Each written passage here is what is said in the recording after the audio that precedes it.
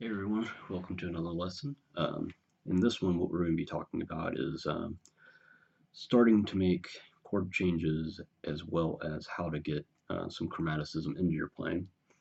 This is something I did a few years back, and I'm starting to get back into because I'm realizing how important it is for my own playing. These exercises are actually fairly simple. Um, Especially if you've been playing for a little while, but they do so much as far as getting forward motion into your playing, introducing chromaticism. And what I think is important for the beginner is starting to see chords ahead, um, not quite looking into the future, but at least knowing where you're going instead of I'm on this chord and then you're so worried about just playing that and then the next chord comes. Um, So this one has a little bit more to do with, all right, I'm here, I want to get here. How am I going to do that? So the first exercise is fairly simple.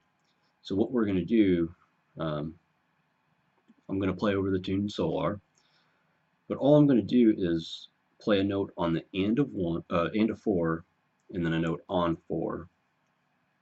And now the note that's going to be on the and of four is where I'm going to start introducing some chromaticism. We're not going to get a whole lot because we're only dealing with two notes, and one of them is going to be a target tone. So for right now, what we're going to do is just try to target. For right now, let's just do just the triad. So 1, 3, and 5 of any given chord. I'll go through the chords real quick. So the first chord in Solar is actually a C minor major seventh chord. So those chord tones that we're going to try to hit over that chord is going to be the C, E flat, and G. We've got two measures of that. Measure 3, we've got a G minor seventh chord, so we're looking for G's, B flats, and D's. Right after that, we've got a C7, so we're looking for C, E's, and G's. Measure 5 and 6 is F major seventh, so we're looking for F, A's, and C's. Right after that is F minor seventh, so we're looking for F, A flat, and C. Measure after that is B flat seventh, so we're looking for B flat, D, and F. Measure 9, we're looking at an E flat major chord, so E flat, G, and B flats. The next measure, we've got two chords in there. It's a 2-5 into D flat. So for that measure, once we start targeting further out, we'll have to deal with that fast 2-5. But right now, we're just trying to get to that E flat minor chords. We're looking for E flat, G flat, and B flat. And then later, when we're looking at some stuff where we're targeting the A flat chord, we'll be looking for A flat, C's, and E flats. Right after that, we'll have the D flat major chord. So we've got D flat, F, and A flats we're looking for. And then we've got another fast 2-5 getting us back to C minor. So we've got D half diminished and G7. So those notes for the D half diminished is D, F, and A flat. And then the notes for a G7 are G, B, and D. So like I said, all we're going to do for right now is get to a target tone from the and of 4. Right, so I'll do one chorus of that. The second chorus, what I'll do is come in on 4, and then we'll have two notes getting us to a note. So just to go over how we're going to get to a note, let's just say over that C minor chord that we're starting off, so let's just say we're going to get to G. So there's two different approaches we can do. We can do kind of a scale-wise approach. So let's just say we're coming in from below. We'd have F to G. We're coming in from above, a scale-wise approach. We're looking at A to G. We could introduce some chromaticism. So we could do a lower neighboring tone, which would be an F sharp to G. Or we can do an upper neighbor tone, which would be an A flat to G. So I'll experiment with it a little bit and we'll see what our ears tell us. So I'm going to have this start off at a fairly slow tempo, let's say 60 for right now. Um, and I'll try to talk as much as I can while I'm doing the exercise.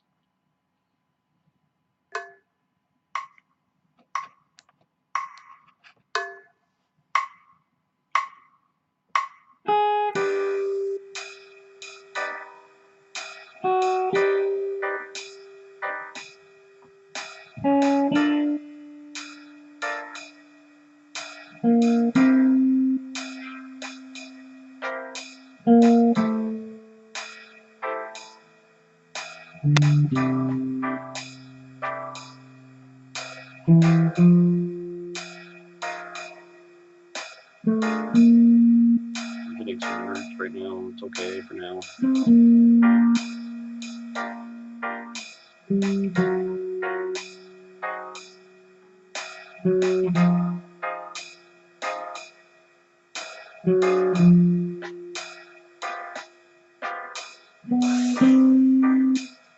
Right, so that was just one pass through. That's just and a 4, beat 1 on some sort of chord tone.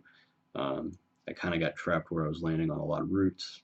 That's okay, you know, as long as I'm aware of that, the next pass I can start to say I need to target more thirds or fifths, and eventually sevenths. And you know, once you get a little bit more advanced, you can start looking at ninths, 11ths, and 13ths and how they resolve. So then kind of have a delayed resolution. So I'm going to do the same exercise again, but this time I'm going to have 4 and 1. So that opens me up to, you know, doing something like this where I've got, say I'm targeting G again. So I can go F, F sharp, G. I can do the opposite of that and go down to G starting on A. So I have A flat, G. Or I could possibly do just scale tones below, above in G. So it'd be F, A, G. Or I could do lower neighbor, upper neighbor at chromaticism. I could just also do upper scale tone or lower scale tone to chord tone. And then the chromaticism. Could also mix those. So I've got some more options where I'm introducing chromaticism. So let's just see what happens.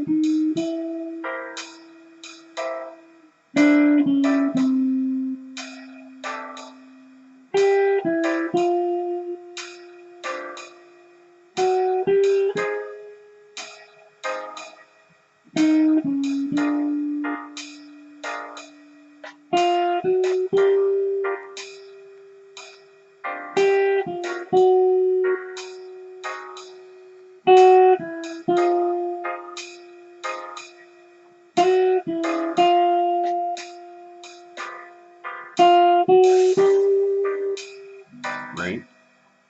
And as you can guess, the next step will be adding, pushing that eighth note back even further. So starting on the and of 3.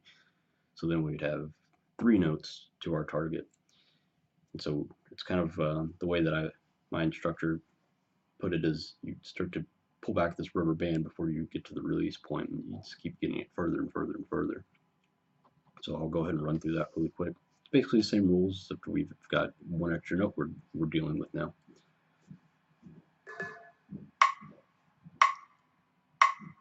One, two, three.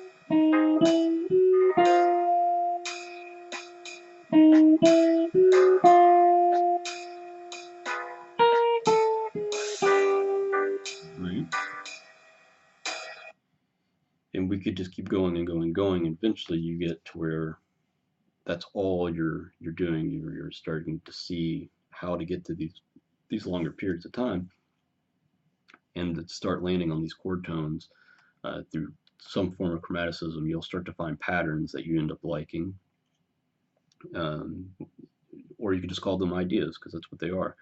So then you can start getting ideas and phrases and putting them together, and eventually you can start streaming those together as you're improvising. So you're hitting the changes, but you're also starting to learn how to use chromaticism in a way that makes sense to you. Definitely still check out bebop heads and of course solos and stuff, but also start to you know I find doing this, you start to find things you like. There was plenty of things that I just did that I didn't like, but that's what came to my head first. So I would go back through and say, you know what, the and of 4 into that I feel comfortable with. um, Doing 4 and 1 I feel comfortable with. When I start playing the and of 3 into something, then I'm starting to run into ideas that I don't quite like. And so then I need to start finding more creative approaches, or figure out the ones that I do like, and then start learning how to process that through some tunes at a decent tempo. And then once you start feeling like you're completely comfortable with it, start upping the tempo, and eventually you'll get to where it's a second nature.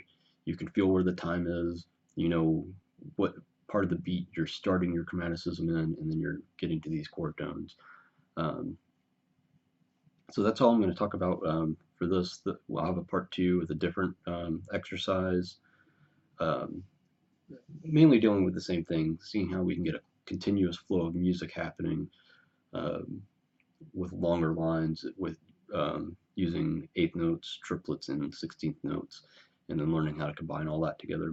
But hopefully this will be a good introduction to learning how to use some chromaticism. Um, I would say if this lesson was a little over your head, the first thing I would do is just learn some arpeggios, and I would try to learn them all in kind of one area. Um, so if we're just looking at just triads for right now, just seeing how close things are is mainly the goal. So say we're going to use the C minor shape. Then our next chord is G minor, and C7, which is just a major chord. Then F, F minor, and B flat, E flat, E flat minor, to A flat, to D flat, then basically a D diminished chord,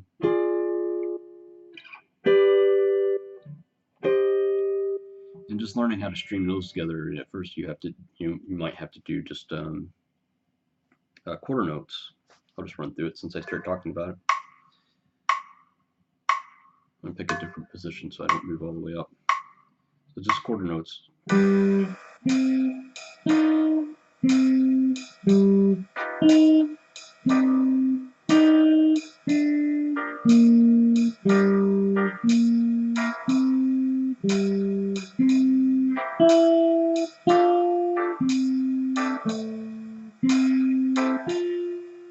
I'm thinking about the voice leading.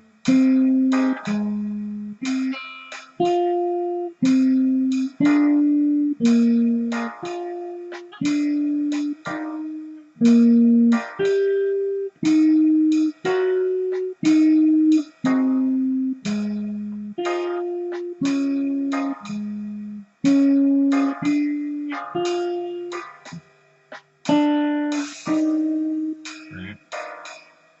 And eventually you can start to even learn how to put chromaticism around each of those little chord tones, and then start connecting them in more creative ways. But that would be the first thing I would do if you're having a hard time getting the chord tones. Just find simple triad things. And